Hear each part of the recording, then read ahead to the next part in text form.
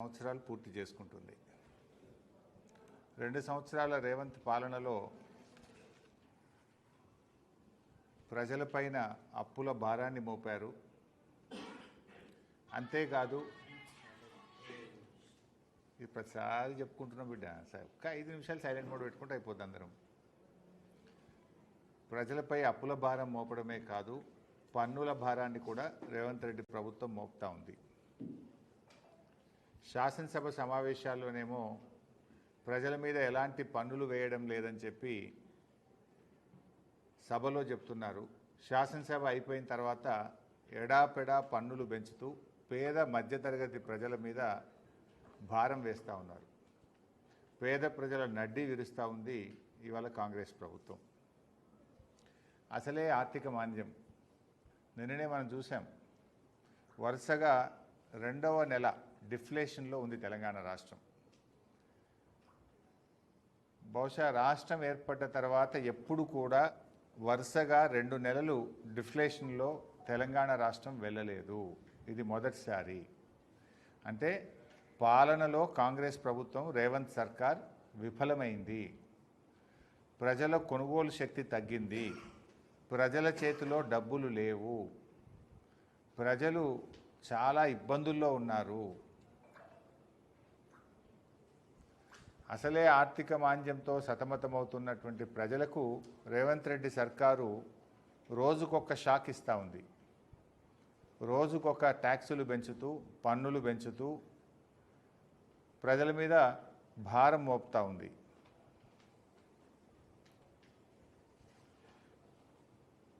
గత నెల మరియు ఈ ఆగస్టు నెలలో 2 దఫాలుగా ట్రాన్స్పోర్ట్ డిపార్ట్మెంట్లో దాదాపు 2,000 కోట్ల రూపాయల భారాన్ని ప్రజల మీద వేసింది కాంగ్రెస్ ప్రభుత్వం.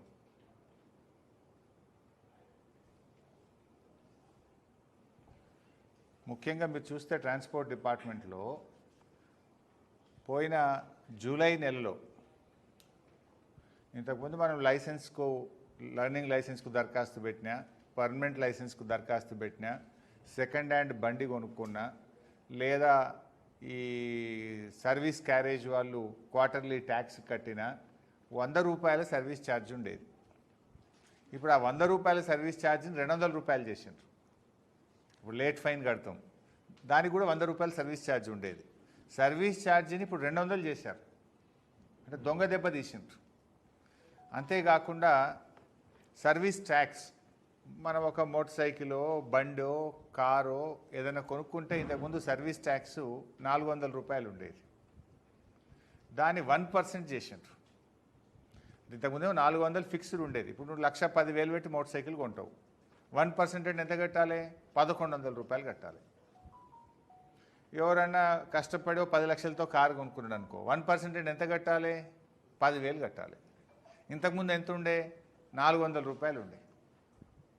అంటే ఈ సర్వీస్ ట్యాక్స్ ఇంతకుముందు 400 రూపాయలు ఉంటే దాన్ని 1%కు పెంచి ప్రజల మీద భారం వేశారు.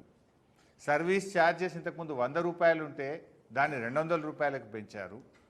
ఈ రకంగా ప్రజల మీద పోయిన నెలలోనే దొంగ దెబ్బతీసి దాదాపు 1,000 కోట్ల రూపాయల భారాన్ని గత నెలలో మోపారు. ఇప్పుడు నిన్నేం చేసిండ్రు? మళ్ళా ఇవాళ రోడ్ ట్యాక్స్ పెంచారు.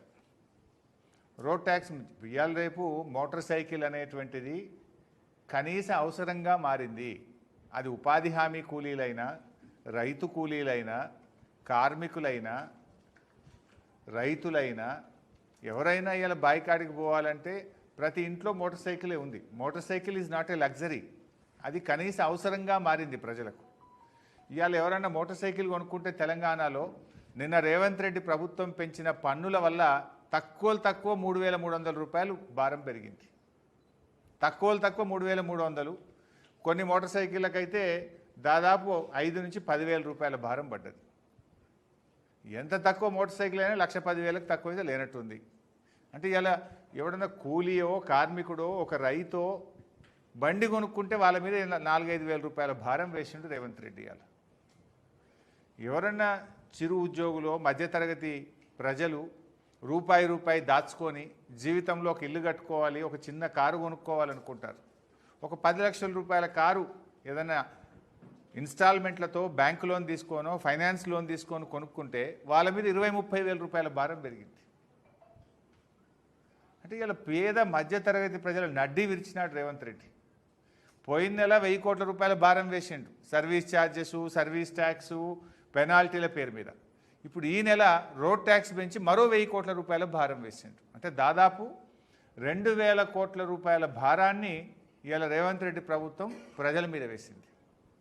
నేను అసెంబ్లీ సమావేశాల్లోనే అడిగాను, ఇప్పటికే తెలంగాణ రాష్ట్రం తిరోగమన దశలో ఉంది, రేవంత్ పాలనలో తిరోగమన దశలో ఉంది. 2023-24 సంవత్సరంలో బీఆర్ఎస్ ప్రభుత్వం ఉన్నప్పుడు 7100 కోట్ల రూపాయల ట్యాక్స్ వచ్చింది, పన్నుల రూపంలో 7100 కోట్లు వచ్చింది. కానీ పోయిన సంవత్సరం కాంగ్రెస్ పాలనలో 6900 వచ్చింది. అంటే 200 కోట్ల రూపాయలు తగ్గింది. ఎందుకు తగ్గింది? ప్రజల చేతిలో డబ్బు లేదు, ప్రజల కొనుగోలు శక్తి తగ్గింది, వాహనాలు కొనడం తగ్గుముఖం పట్టింది. అందువల్ల దేశంలో అన్ని రాష్ట్రాల్లో పెరిగింది, ఒక్క తెలంగాణలో మాత్రమే తగ్గింది. ఎందుకు తగ్గిందంటే నీ పరిపాలన వైఫల్యం. వీళ్ళు బడ్జెట్లు ఎంత పెట్టుకున్నారు? 8500 కోట్లు వస్తుందని పెట్టినారు బడ్జెట్లో. వచ్చింది ఎంత? 6900 వచ్చింది. దాదాపు మీ అంచనాల కంటే 1500 కోట్ల రూపాయలు పోయిన ఆర్థిక సంవత్సరంలో ఆర్టీఏ ట్యాక్స్ తక్కువ వచ్చింది. 6900. మళ్ళీ మొన్న బడ్జెట్లో ఏం పెట్టింది? 25-26 సంవత్సరానికి 8535 కోట్లు వస్తుంది అన్నారు. నేను అప్పుడే అడిగిన, అరే నువ్వు వచ్చిందే 6900, పోయిన సంవత్సరం కంటే తగ్గింది, ఈ సంవత్సరం నువ్వు మళ్ళీ 1600-1700 కోట్లు పెంచినావు, యాడికెళ్ళి పెంచుతావు? పన్నులు వేస్తావా? ప్రజల మీద భారం వేస్తావా అని మేము అసెంబ్లీలో అడిగాం బీఆర్ఎస్ పార్టీ తరఫున. అడిగితే ఆ రోజు ఏమన్నారు? లేలే, మేము పన్నులు పెంచాం, లీకేజ్ అరగడతాం, పారదర్శకత పెంచుతామన్నాడు. అసెంబ్లీలోనేమో శుద్ధపూస మాటలు మాట్లాడారు, పన్నులు పెంచాం, లీకేజ్ అరికడతామని. ఇప్పుడు చేసింది ఏంది? సర్వీస్ ట్యాక్స్ పెంచినవు, సర్వీస్ ఛార్జెస్ పెంచినవు, RTA tax, road tax, life tax పెంచినవు, లైసెన్సుల ట్యాక్స్ పెంచినవు, మొత్తం అడ్డగోలుగా పెంచి పడేసినావు. అంటే పేద ప్రజల మీద భారం వేస్తా ఉన్నావు నువ్వు. ఇప్పుడు కేసీఆర్ గారు బీఆర్ఎస్ ప్రభుత్వం ఉన్నప్పుడు మేమేం చేసినాము? రైతులు వాడే ట్రాక్టర్లకు, ట్రైలర్లకు ట్యాక్స్ రద్దు చేసిండు కేసీఆర్. వ్యవసాయానికి ఉపయోగించేటువంటి ట్రాక్టర్లకు, ట్రాక్టర్ ట్రైలర్లకు పన్ను రద్దు చేసింది కేసీఆర్ ప్రభుత్వం. అంతేకాదు పేద ఆటో కార్మికులకు క్వార్టర్లీ ట్యాక్స్ రద్దు చేసింది కేసీఆర్ ప్రభుత్వం. అదేవిధంగా గూడ్స్ ఆటోలు ఉంటాయి, చిన్న చిన్నవి, చాలామంది పేదవాళ్ళు గూడ్స్ ఆటోలు కొనుక్కొని బతుకుతుంటారు, వాళ్ళకు కూడా పన్ను రద్దు చేసినాం.